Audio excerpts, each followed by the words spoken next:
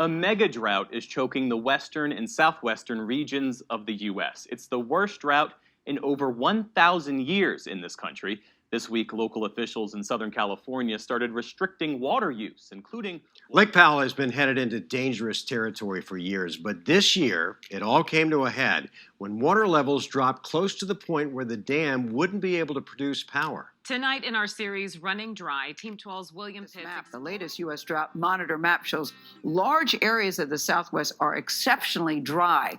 That's never good. The worst category is taking a dramatic toll on the Colorado River system that provides water to 40 million people in 7 different states. CBS News senior environmental correspondent, that's Ben Tracy, traveled to the iconic Hoover Dam and shows us how the federal government may be forced to make a drastic and historic decision. But in the Colorado River Basin, more conservation and demand management are needed, in addition to the actions already underway. Between 2 and 4 million acre-feet of additional conservation is needed just to protect critical levels in 2023. 1 acre-foot of water is the amount of water needed to cover 1 acre of land 1 foot deep. It's roughly 325,000 gallons. Denver Water, a utility that serves 1.5 million customers, uses roughly 200,000 acre-feet per year. So for the federal government to announce consumptive cuts of 2 to 4 million acre-feet is a big step. Between 2 and 4 million acre-feet of additional conservation is needed just to protect critical levels in 2023. It is in our authorities to act unilaterally to protect the system, and we will protect the system. But today, we are pursuing a path of partnership. We are working with the states and tribes in having this discussion. And I have the faith and confidence of a century's track record in reaching a consensus solution. But faith alone is not enough. We need to see the work. We need to see the action.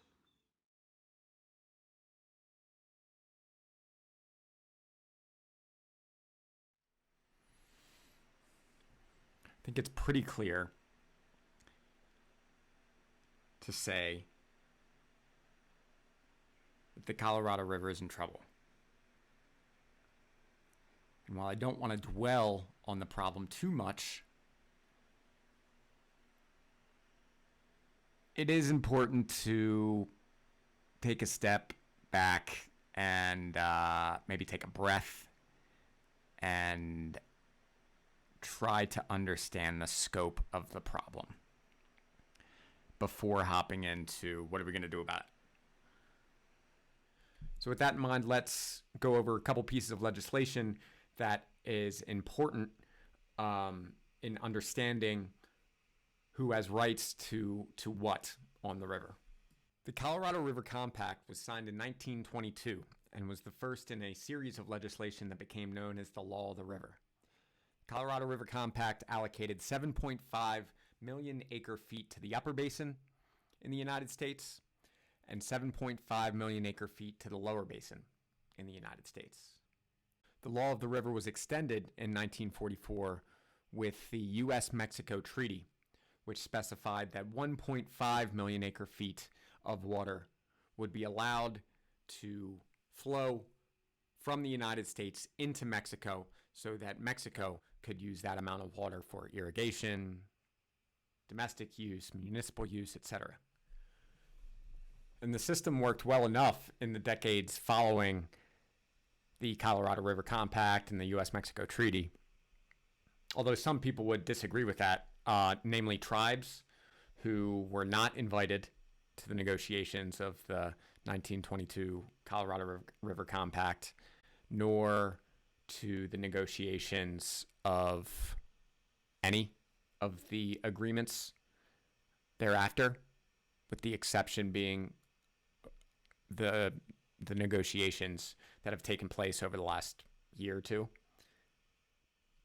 And it has been extremely difficult for individual tribes to get legally recognized water rights to divert water from the Colorado River into the particular reservation. And even to this day, there are a number of tribes who still do not have recognized water rights. And that's a big issue. That's a growing issue, especially as the supply gets crunched. You know, it's just human nature, I guess, to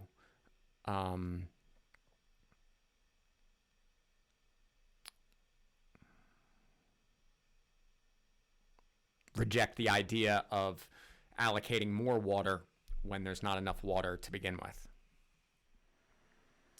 But there's a little tangent, but the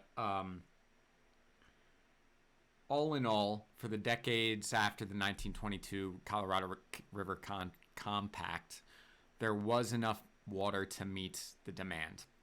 So all that began to change starting in 2000. That's when the so-called millennium drought began, and many climatologists believe it's the beginning of a period of aridification of the area. But when the 1922 Colorado River Compact was signed, the long-term average annual flow was believed to be 18.0 million acre feet. In 1944, when the U.S.-Mexico Treaty was signed, it was believed to be 16.3 million acre feet. In the years since 2000, the annual flow is just 12.4 million acre feet. And again, compared to the 16.5 million acre feet that's committed via the law of the river. And I know what you're thinking. Like, hey, the situation has changed drastically. Societal values have changed drastically. Why are we still following legislation from 1922? Especially as it is in regards to a very dynamic, very quickly changing situation. And the answer to that is, I don't know what the answer to that is. It's an open question. I think the inertia has a lot to do with it. But yeah, I think with how quickly the dynamics are changing and how much attention people are paying to the crisis in the Colorado River, I think it's only a matter of time before we put that 1922 compact on under a microscope and really evaluate whether or not it's applicable in today's day and age. Also, full disclosure, I do not have a legal degree, nor have I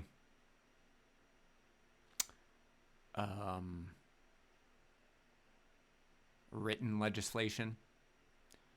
I'm basically a Johnny-come-lately to this whole issue. But I do think it's important. And, take this information with a considerable number of grains of salt. Yeah. So let's see. What else should we talk about? Should probably talk about the reservoirs. So Lakes Powell and Mead. So with the Colorado River, the variability of it being known, there was many dams and reservoirs that were constructed in the area. And Lakes Powell and Mead are the two biggest ones. I think they hold like 80 or 85% of all storage across the basin. There's total storage of like 60 million acre feet.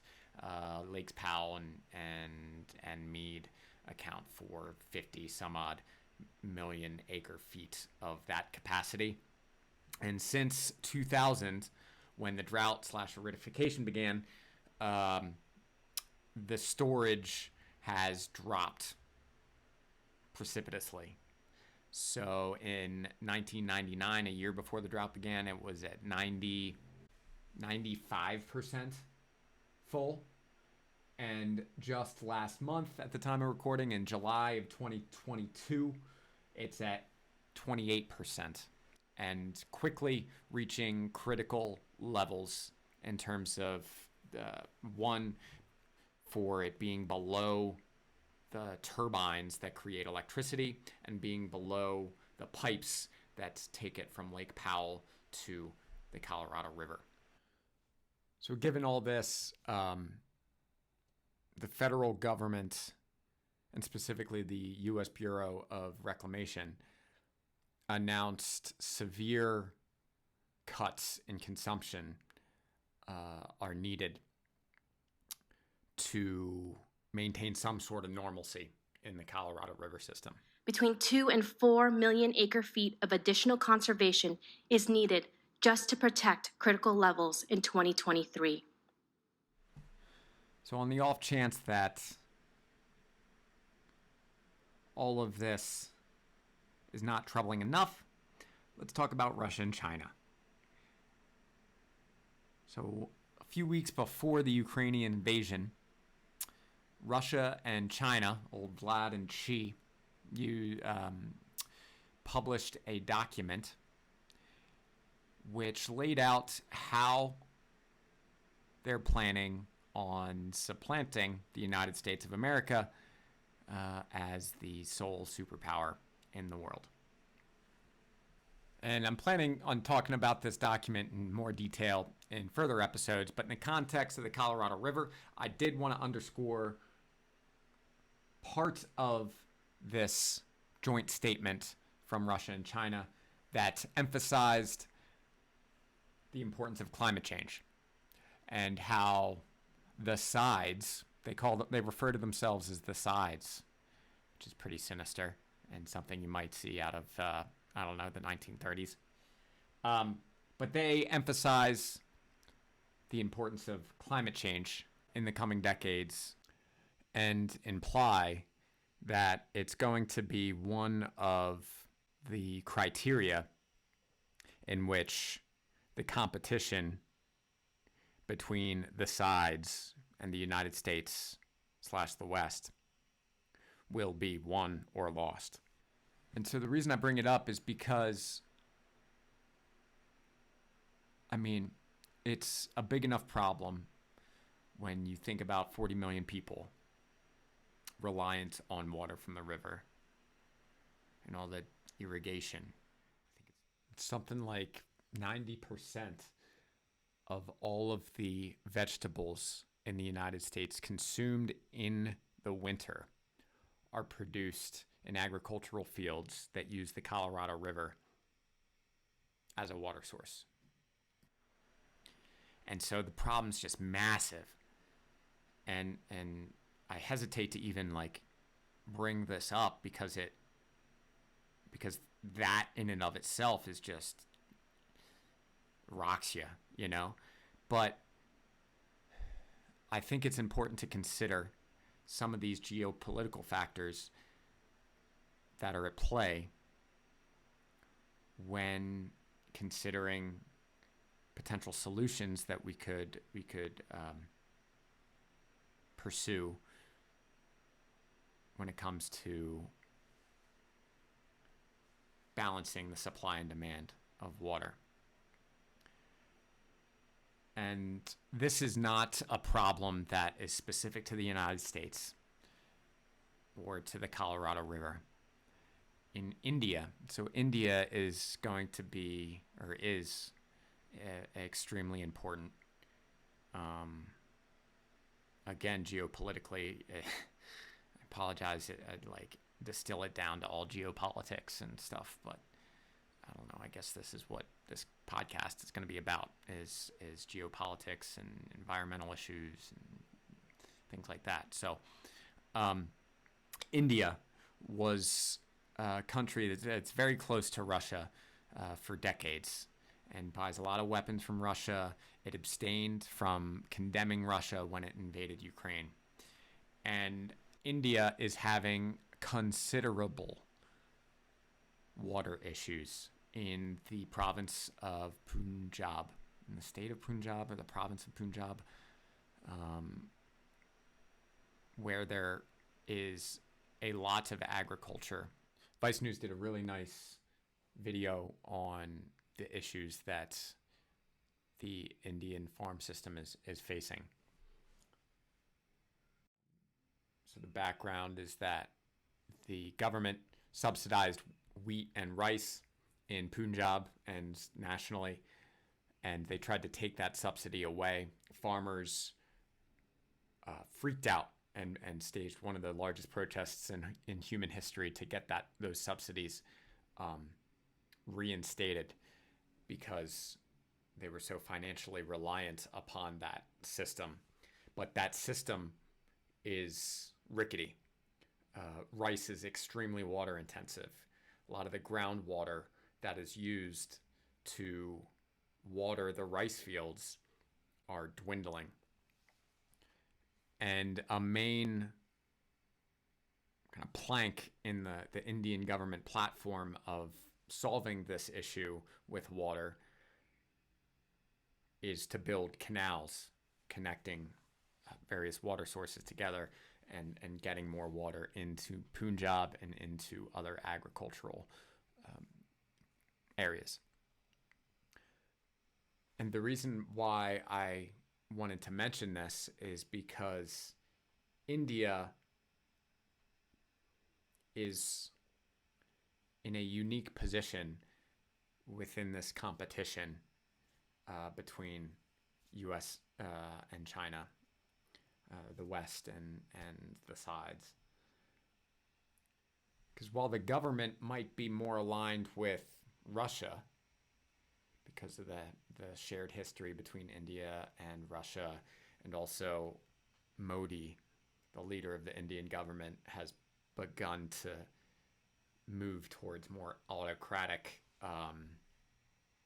methods, specifically vilifying Muslims in the country. But the Indian people have shown that they are willing and able to alter the policy of the national government in these protests. And so as water becomes a larger and larger issue over the next couple of years, the side, not like China and Russia sides, but the country, the people who are most able to meet that challenge gain a considerable advantage in gaining public support for the way of life that they represent, the values they represent.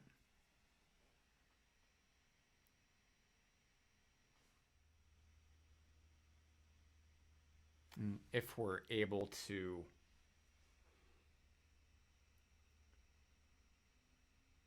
adapt better to situations like the Colorado River than Russia or China,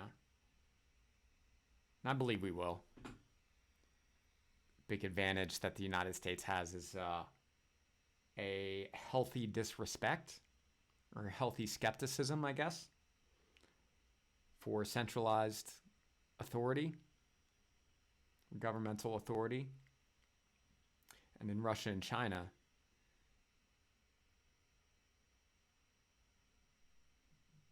the decision-making process is concentrated in a small number of hands.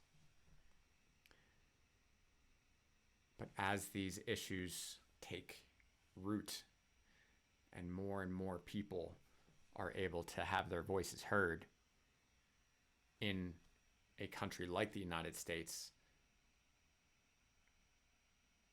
with the value of freedom and personal expression and so on and so forth, then I think it's almost inevitable that we are going to be able to meet this challenge in such a way that will allow us to thrive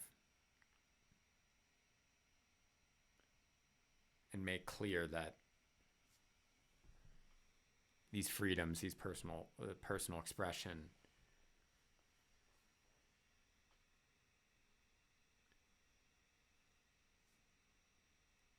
are not anything to mess around with. They're really important.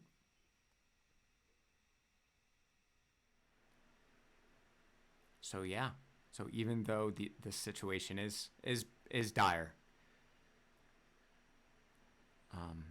I think we'll be able to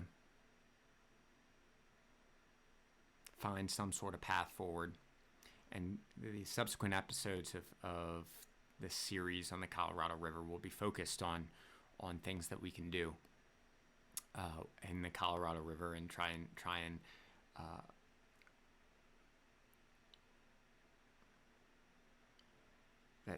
that closes the gap between supply and demand. Next episode, I think the next episode will be on tribal perspectives.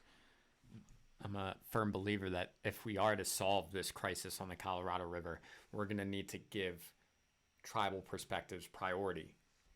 The way that they view water, not so much as a commodity or as something to be legislated over, but as a resource and a giver of life. I think that's the way we're going to need to view the Colorado River going forward. I'm just going to leave it at that. I'm just because I'm a white guy and I don't want to mischaracterize anything here, but I just think that it's important to give them the voice that they deserve and the voice that I think that we need. So the next episode will be about tribes, and there's going to be other episodes on desalination, on water pipelines, monitoring, analytics, how we can use data and information to be able to have an increased level or a better level of situational awareness. So I hope you enjoy it. I hope you find it informative. I hope you maybe find it interesting and maybe want to look into it yourself. And if not with the Colorado River, then maybe something else. So I appreciate you listening all the way through, all 4 of you that have done so. And we'll see you next time. But you'll see a similar fact pattern in every major river basin. Hydrologic variability, hotter temperatures leading to earlier snowmelt, dry soils, all translating into earlier and low runoff. This is coupled, as the committee has mentioned, with the lowest reservoir records on record. There's so much to this that is unprecedented, and that is true. But unprecedented is now the reality and a normal in which reclamation must manage our systems. A warmer, drier west is what we are seeing today. Mega drought is choking the western and southwestern regions of the U.S. It's the worst drought in over 1,000 years in this country. This week, local officials in Southern California started restricting water use, including